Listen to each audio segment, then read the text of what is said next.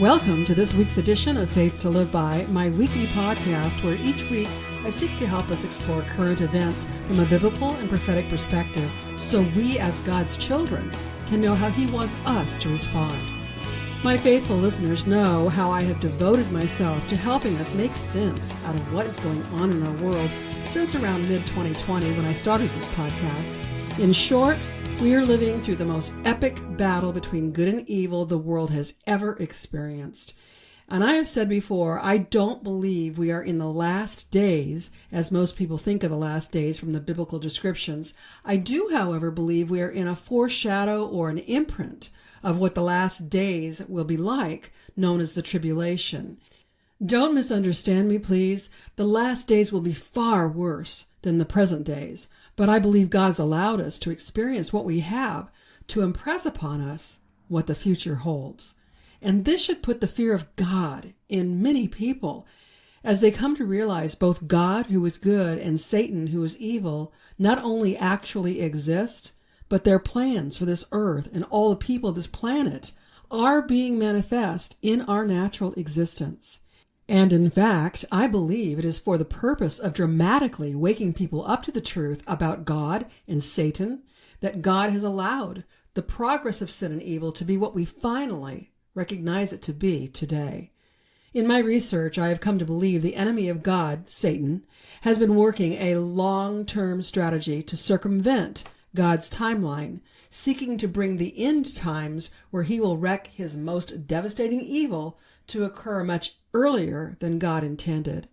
To accomplish this, the enemy and his minions have been ever at work to gain influence over people and governments who have been the enemy's catalyst to infiltrate every aspect of society and culture worldwide. The enemy's plans have been underway for hundreds of years, which God's people only began to become aware of in 2020, when the self-appointed elite made themselves and their plans for a one-world government known. And by the way, a one-world government under Satan is exactly what the Bible reveals will characterize the last days. If you are new to this podcast and not convinced of the supreme authority of the Bible, feel free to write me so I can refer you to my podcast, blogs, books, and more, where I spend considerable time analyzing the Bible in contrast to all other documents of religious authority. I'm confident if you take the time to consider the research, you too will agree the Bible is the written word of God, the only one and true God who provided it for people to know the truth. Truth is what every human being wants. Even a pathological liar does not like being lied to. One of the strategies of the enemy of God has been to prevent truth from being properly understood. And that tool is called deception. I talked about deception in last week's podcast. But in short, when a person is deceived, they are unaware of their condition. So, believing they are correct, they will fight tooth and nail, even putting their life on the line for what they believe. This explains why so much of our world is completely upside down, with people promoting various life choices and calling it good when other people see the same reality and claim it is bad. Even the ability for us to consider what is good and what is bad reveals that universally all human beings have an innate moral compass. How else could we identify anything as good or bad? As a Christian apologist, I could go on and make all sorts of pertinent points about good and evil, truth and deception, right and wrong. And in fact, I do with my apologetics course that I invite all of you to sign up for through the Faith to Live By Training Center. A new course starts early July with registration opening now through June 28th. And if you're interested, please use the link in the show notes to learn more. But with today's podcast, confident that you want to know the truth and that you are allowing me to be among those in your life who have done the research, who learn what is true and what is now specific to current events, I want to follow up on some thoughts about China's CCP government and also the World Health Organization. The last 2 weeks, I had Pastor Phil Hotzenpiller on as my guest. He is a well-researched individual on Bible prophecy and end-time events. Last week, we considered the role of China in current events, and when I refer to China, I don't mean the people, but the corrupt CCP government. China has strategically infiltrated nearly every country and government, medical and food systems, all while at the same time working to increase their military and economic positions in the world. As Pastor Phil wrote, China's motive for collecting genomic data is multifaceted. The information can be leveraged for research in personalized medicine, biotechnology, and even for tailoring bioweapons, giving China a strategic advantage. Between Russia and Chinese hacking and their purchase of American biotech companies that exercise tremendous influence within our country, the privacy and security of Americans has never been more at risk. End quote. China's effort to cozy up with other countries is something else we need to know about and pray about as the Lord leads. It seems China's CCP has been quite public about their support of Russia. I found an article you may be interested in that reviews how China is benefiting from the Russia-Ukraine conflict. The article also considers the impact of the United States Heartland-China Association and unpacks a Biden administration fix to address Chinese cybersecurity risks at the United States seaports. And it also profiles a book that documents how the United States turned a blind eye to the slaughter of thousands of Taiwanese in 1947. You'll find a link in the show notes. Another headline revealed a conference is set for June 15th and 16th to discuss a possible peace deal between Russia and Ukraine and how it's off to a rough start, apparently because of interference by the Chinese Communist Party. In a recent speech, Ukrainian President Volodymyr Zelensky accused the CCP of pressuring other countries and their leaders not to join the peace talks.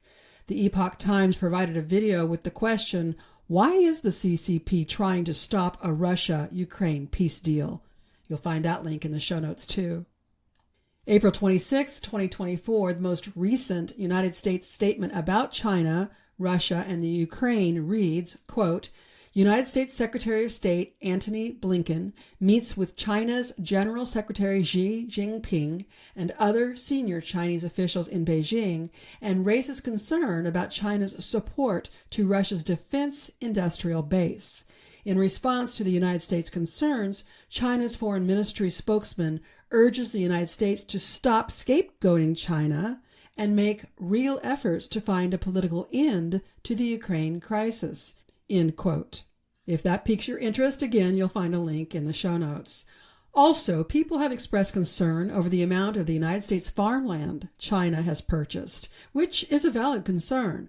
But when researching, I learned Canada actually owns far more of United States agricultural land at 32%, whereas China owns about 1%.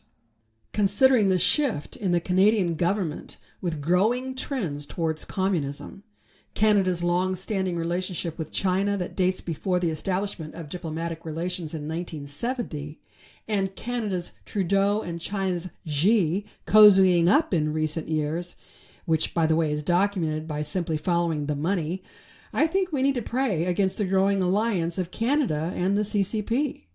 And more specific to today's topic, we need to understand Canada is a member of the World Health Organization Executive Board, which advises the Health Assembly and implements its decisions and policies. Conversely, regarding China and the United Nations and the World Health Organization, Politico.com reported, and I quote, Beijing's leverage over the World Health Organization cannot be understood independently of a much longer and broader campaign, one that aims to bend the arc of global governance toward a more illiberal orientation that privileges the interests of authoritarian actors. Over the past several years, Beijing has systematically positioned Chinese nationals at the head of a wide range of United Nations agencies. End quote. Next, according to a report by Present Danger China, we must also consider how Biden's open border promotes unwelcome imports from communist China, specifically deadly fentanyl. The CCP's use of lethal drugs essentially amounts to chemical warfare against us, costing, by some estimates, the lives of 100,000 Americans per year. while the CCP profits handsomely from doing so. Add to this the large numbers of unaccompanied, fit and fighting-aged males, many of whom are believed to be soldiers of the People's Liberation Army, presents another serious threat we must remain aware of so we can effectively pray. I encourage you to use the links in the show notes to learn more about the upcoming webinars and other materials that mainstream media and our corrupt governments do not want us to know. There is a myriad of interconnecting evils, and I know it can feel overwhelming. But remember, God has repeatedly said through his prophets that things will get much worse before they get better. And keep in mind, the shaking is for the non-repentant. Those of us who are in right standing with God need not fear because we're in his protection. So let's just do as we have and take one bite at a time as we seek to know the truth, to be able to partner with God to see his will done on earth as it is in heaven. To help us today, specific with the conflicting information about the World Health Organization and what some are erroneously claiming to be victories, is my guest, James Roguski. James is one person I trust who has been researching and following this issue for several years. Even though I've had James on the show several times, I have to admit, based on announcements made by other organizations recently, I too became confused about the truth. So let's set aside what we think we understand and listen to James to gain more insights to help us stand firm against evil, as God wants his children to do. Here's my interview with James Roguski, Part 1.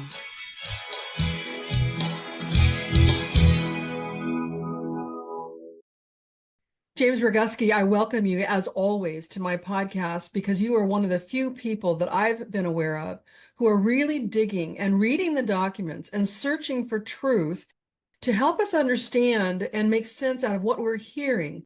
And as I'm understanding it, and I want you to fill me in, fill my audience in, many of the things that we're hearing today about the progress that's being made on behalf of the people is inaccurate. Help us with this, please. Let me ask you first a rhetorical question, and I don't expect you to answer it. And, I admit that a couple of years ago, I had to look up the term as well. Have you ever heard of the phrase global public good? No, no is a valid answer if you hadn't heard of it. A global public good is something that everyone can have an infinite amount of. Tie that to, God's abundance. We're blessed with, infinite amount of things. And the common term that's used in certain circles for that is a global public good. Now, you might have a hard time thinking about it, but once I give you a couple of examples, sunshine. You can go out and bathe in the sun all you want, and that's not going to mean that I don't get enough sun. I can go get an infinite amount of sunshine if I want to. Same thing with air. You can breathe all you want, and so can I.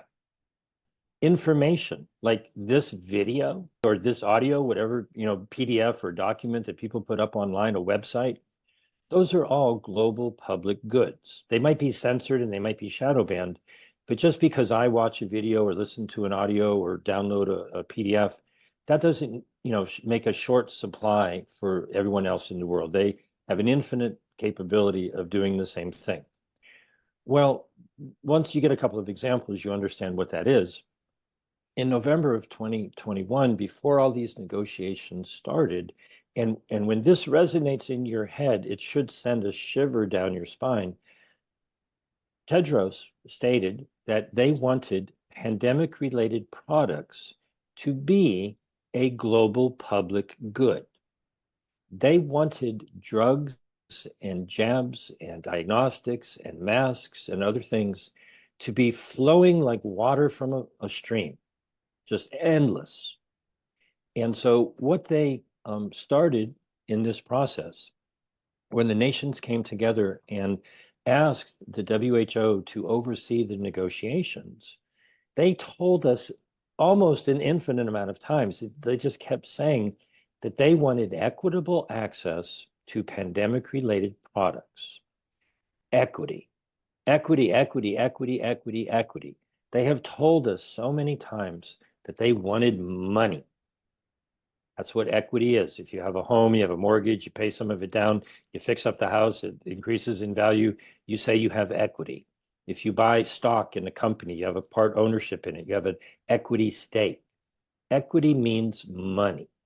And interestingly enough, in these documents, the nomenclature, the way they're supposed to present it, is it's the entire IHR, and the amendments are purportedly in bold. But Article 43 BIS and a paragraph in Article 54 BIS, which are amendments, were conveniently not put in bold print. And these are some of the most important changes that were made, and they revolve around money. And so in Article 13 on page 12, paragraph 8C, it says that the Director General shall support the nations in scaling up and geographically diversifying the production of relevant health products. Well, they define relevant health products as drugs and jabs and tests, but they added at the last minute cell and gene-based therapies and other high-tech, products. If you go to the very well hidden in plain sight Article 44 BIS, it says that they will create a coordinating financial mechanism. Now, that's not necessarily a fund.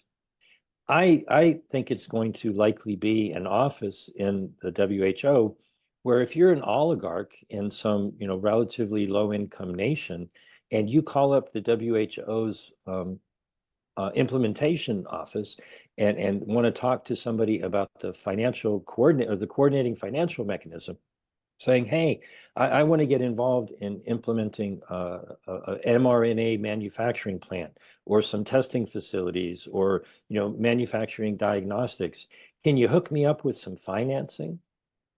And so what they're doing is taking what Catherine Austin Fitts refers to as Mr. Global, the International Monetary Fund, the World Bank, the International Bank of Settlements, and any other funding mechanism to funnel money through the WHO to build out around the world the pharmaceutical hospital emergency industrial complex so that all of these poisonous and I think, biological weapons will be so common that, hey, if you want a jab, how many do you want? We got an infinite supply.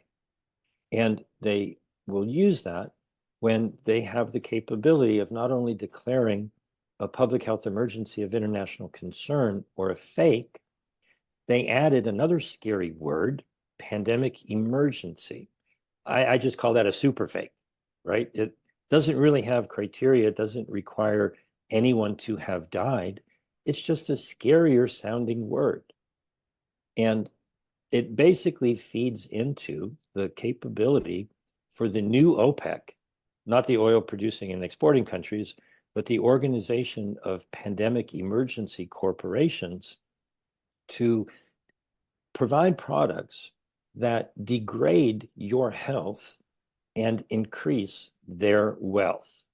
So while a lot of people have been focused on, oh, this is an attack on national sovereignty or Tedros is going to be your doctor, follow the money. That's what it's always been about. That's unfortunately almost always what it is.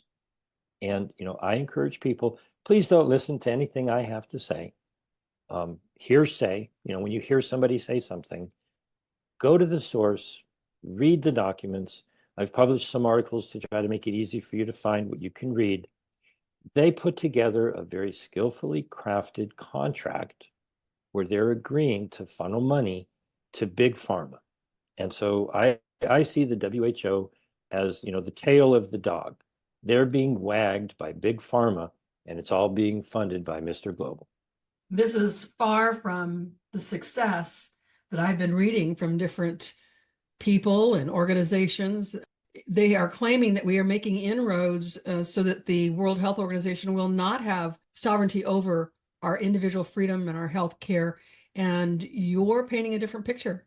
Oh, a couple of months ago, I published an article entitled Red Herrings. And a month or so after that, I published an article entitled Barking Up the Wrong Tree. I was blessed to be guided back in November of 2022. In September, they had submitted all of the amendments, but they were keeping them secret. And I was looking all over the internet to see if I could find them.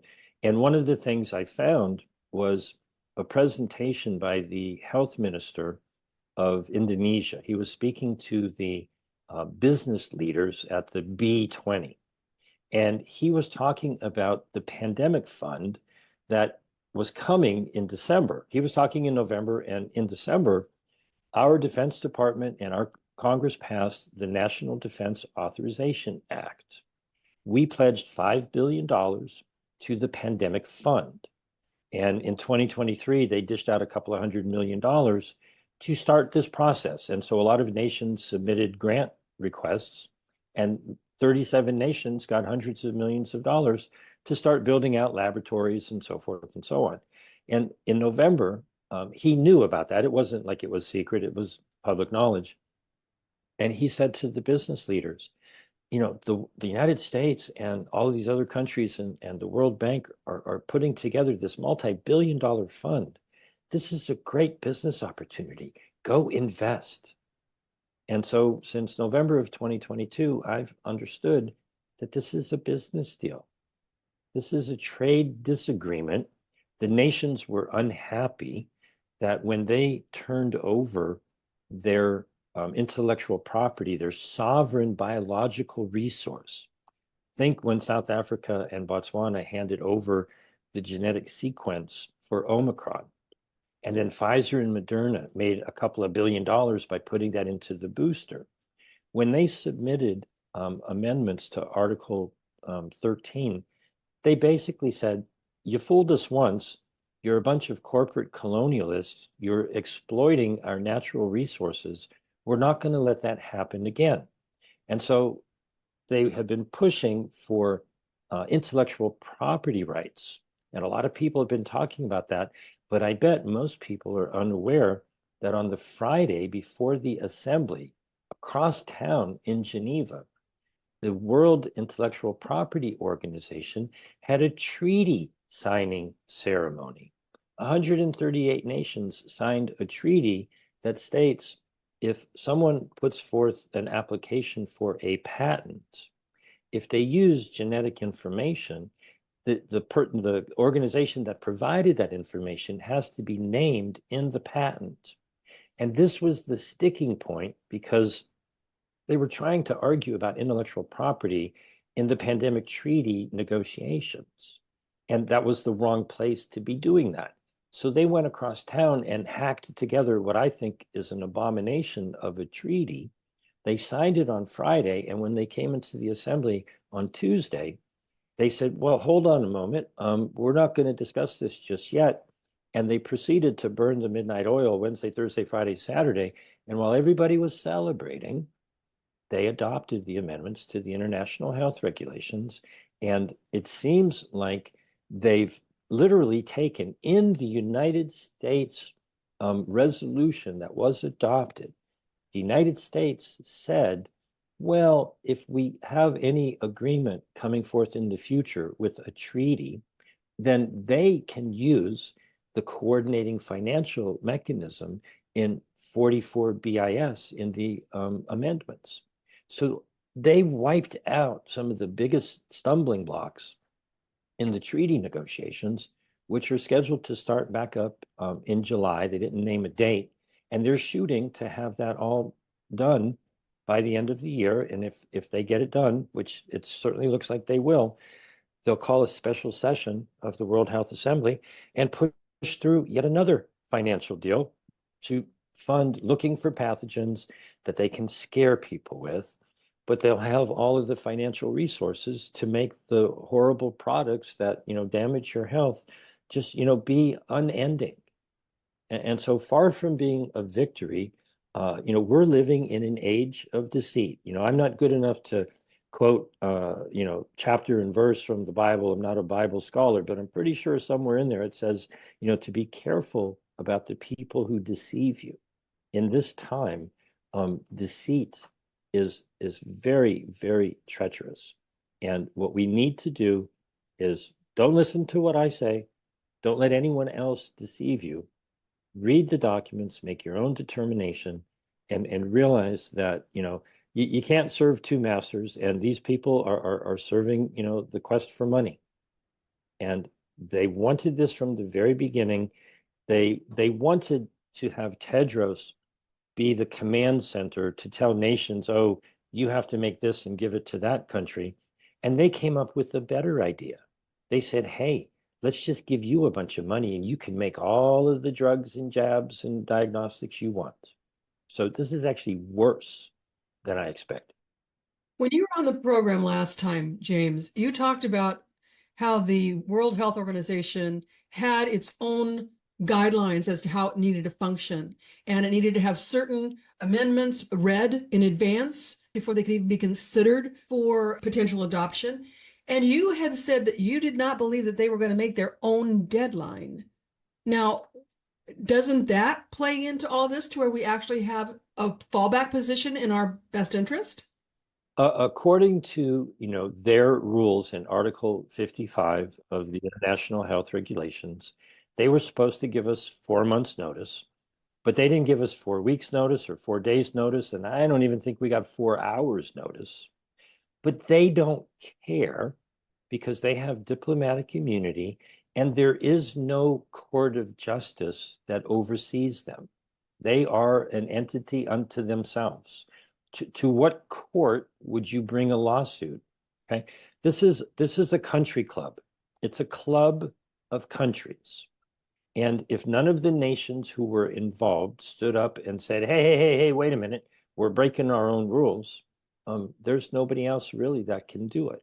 Now, there's another rule, and they mutated it 2 years ago by changing the timeframes, but every nation has 10 months to 18 months. It's vague because there's fraud involved with, what they did in 2022. All of the nations can have their head of state, whether it's the president, prime minister, the pope, whatever, just send a letter to the WHO and say, we reject these amendments.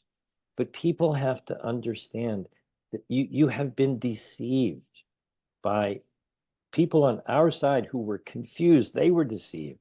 This is not an attack on national sovereignty. It's not an attempt to control the healthcare in your nation directly.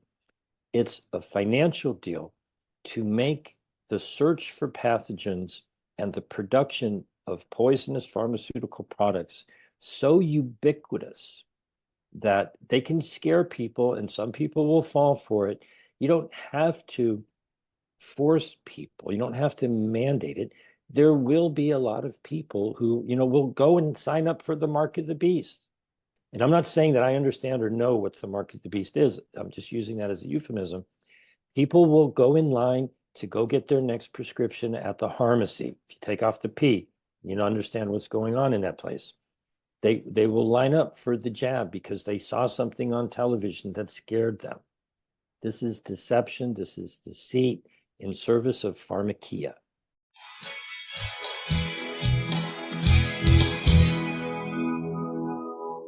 Clearly, the World Health Organization and their cohorts use fear as their primary tool to control the masses.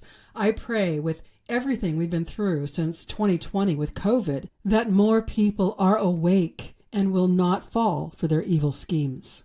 As I mentioned, this is part 1, so you can expect me to bring you part 2 next week, and you won't want to miss it, because not only does James help us know the truth on the whole efforts of the World Health Organization, but he gives us solid direction about what we can and must do to prevent this evil from advancing.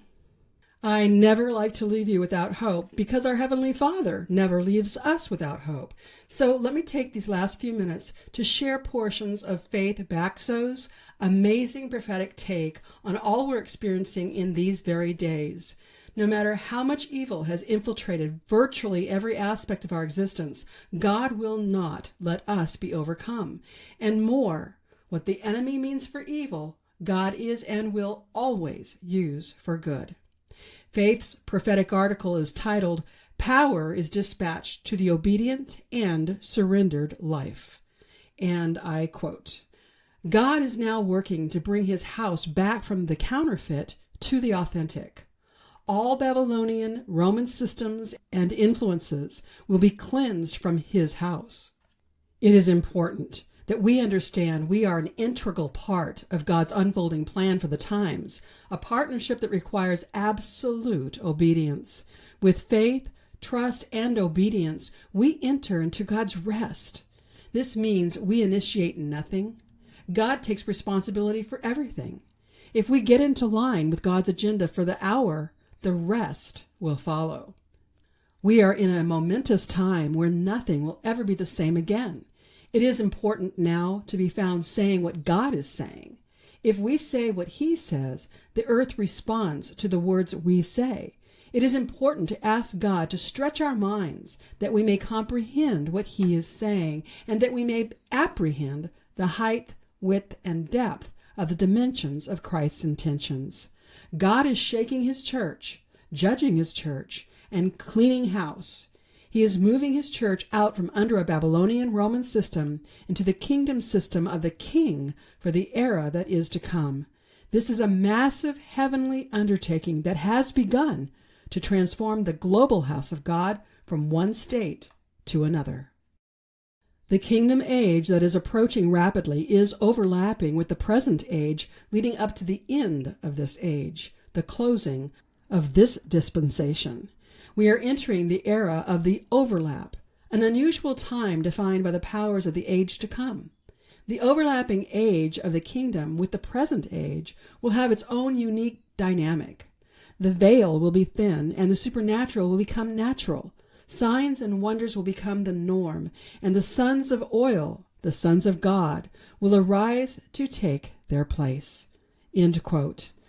Again, this is just part of the prophecy, so I encourage you to use the link in the show notes to hear the entire post. Join me next week for part 2 of my interview with James Roguski, sharing the significant inroads we have made in alerting people to the tyrannical efforts of the World Health Organization, and most importantly, to learn what we must actively do to prevent the evil continuance. Before I close, I have even more information about the trip to Greece that I hope to make happen in 2025. We are looking at traveling in the month of October, and I'm interviewing 3 highly recommended Christian travel tour companies at this present time to get the best deal. What I'm looking at is a tour group of about 30 people, a good size to work with, and we already have about 10 people who've expressed interest. We'll be landing in Athens and then be escorted on a tour we can call the Steps of Paul. Each of us need to get our own air travel to Athens International Airport, arriving on what we will consider day 1. Hotel accommodations, ground transportation, and some meals are included from day 1 through day 7, when we'll return to Athens so you can catch your return flight home. We want to plan one night where we can all dine together in a banquet room or some such thing, allowing us the opportunity to worship together and learn together. The cost for the tour is estimated to be about $3,000 per person. Again, that's just an early advance estimate. However, we won't know the actual cost until the details are agreed upon. I would like to have the details agreed upon by the end of February 2025, about 8 months ahead of time, so people can make definitive plans. So, if you think you'd like to be part of the Faith to Live By Christian tour with me in Greece in 2025, just send me an email with the word Greece in the subject line and the number of people that you expect to be in your party in the body of the email. My email is faithtoliveby@PamelaChristianMinistries.com. There is no commitment or obligation from you at this point. You're just expressing interest. And when it comes closer to time to get confirmations, around January or February, then we'll talk about the deposits, the final payments, the travel insurance, and more. Again, if you want me to put together a Christian tour for 2025 to Greece, send me an email to faithtoliveby@PamelaChristianMinistries.com with the words Greece Tour in the subject line and the number of people you would bring in the body of the email if the trip becomes a reality. In the meantime, if you have any questions, feel free to send me an email. If you like what you hear from me with this podcast, I highly recommend my book series, my award-winning blog, connecting with me on social media where I can cover many more topics than I can with this weekly podcast. Also, consider signing up for my certificate course in apologetics.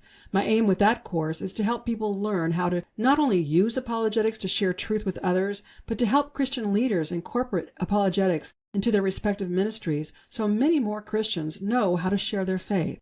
You know, my whole goal with this podcast is to help people discover and live in life-giving truth and to experience all the hope truth provides. You can, and I hope you do, personally share truth with others. But have you thought about how many more people you could reach by partnering with me? Help me grow this podcast, get my books into more people's hands, and talk me up to others to get more speaking engagements and increase this podcast audience. Then together as partners, we will be making a much greater impact than we can on our own. There are several ways you can choose to partner with me. Certainly telling others about me and my ministry along with prayers is among the top of the list. There's nothing more powerful than word-of-mouth endorsement or personal referrals. Buying my books and products is another way. All of my books in my Faith to Live By series were written to help people better understand the Christian faith and how to successfully live it out. Visit my website and get any or all of these books with a deep 20% discount by using the word TRUTH, T-R-U-T-H, at checkout. I also welcome donations, but for now they're not tax deductible. However, I'm working on that for you, so listen in the weeks to come to learn more to be able to support me through donations that hopefully will be tax deductible. Supporting the businesses I feature as affiliate partners is yet another way you can partner with me. I seek to find affiliates who can offer you goods and services you need, and I have some very exciting money-saving, America First goods and services you won't want to miss out on. I have a new affiliate partner who has amazing products that can help you with a number of different ailments. It's called QE Strong. Using the frequency of quantum energy, their products have helped hundreds of people overcome issues of pain, anxiety, sleeplessness, and more. I have recently conducted an interview with Rob Renee, the founder, and I encourage you to listen to that in order to learn more. Use the promo code FTLB at checkout to get an additional 15% discount on top of the discounts they already provide. Also, if you're like me, you're tired of paying very high prices for cable television, and you've been waiting to find the right company who shares your values to replace your cable service. Well, I found it. It's called Q Streaming. That's C-U-E, Streaming. They provide over 3,000 channels, including live TV with local stations from across the United States networks, sports networks, movie networks, and pay-per-view events. You get all of that for about half what most cable companies charge, and there's no contract, just a monthly subscription. Visit faithtoliveby.myqstreaming.com. Look around and sign up to start viewing the programs you like at a fraction of what you're paying now, all while you are supporting a Christian-owned and operated company that exclusively uses word-of-mouth advertising so as not to spend money on commercial advertisement that supports the woke movement.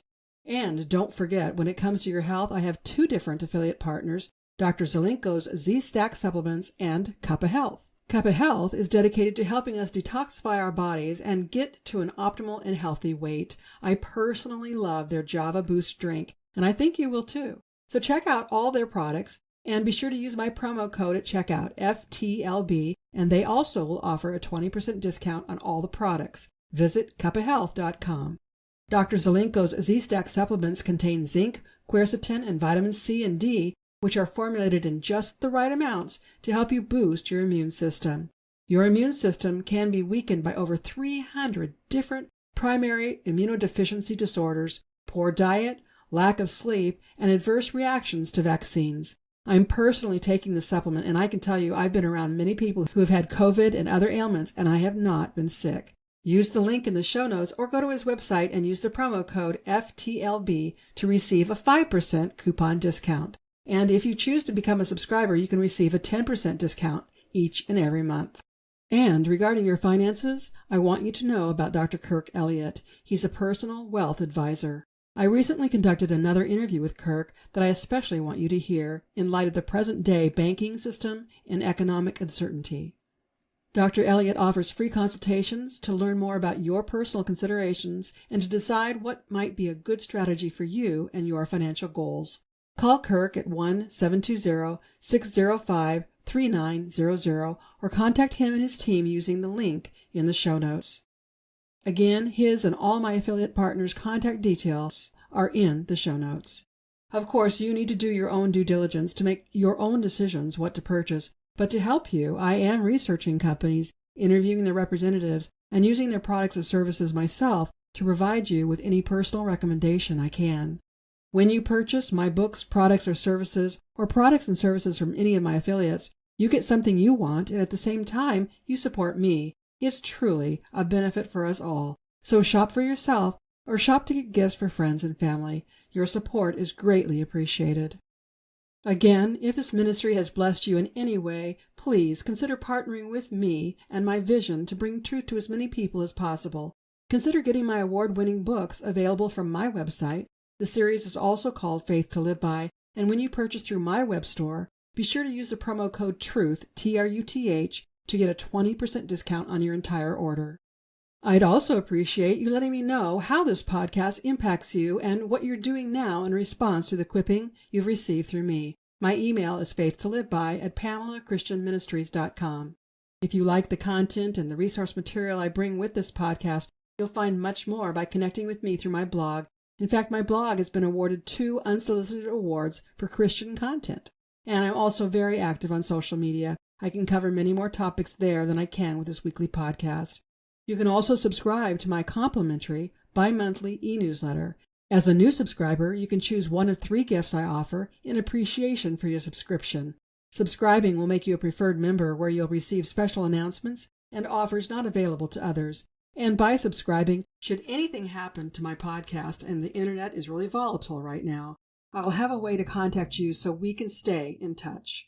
To receive even more, please be sure to check out my dedicated podcast listeners page called Beyond the Podcast. Here's where we can connect exclusively, and you can download complimentary devotionals, resources, and more. Depending upon where you listen to my podcast, if you've enjoyed today's episode, please subscribe, rate, and review the show on iTunes, Spotify, Google, or wherever these features are available. Your review helps the show reach more people and spread the gospel, and it helps people learn how to better apply their Christian faith. I hope you'll join me next week and tell your friends and family to listen right here on Faith to Live By, where we learn how to gain spiritual victory over life's issues. Until next week, I'm Pam Christian, asking you to remember Christ died for us. The least we can do is live for Him.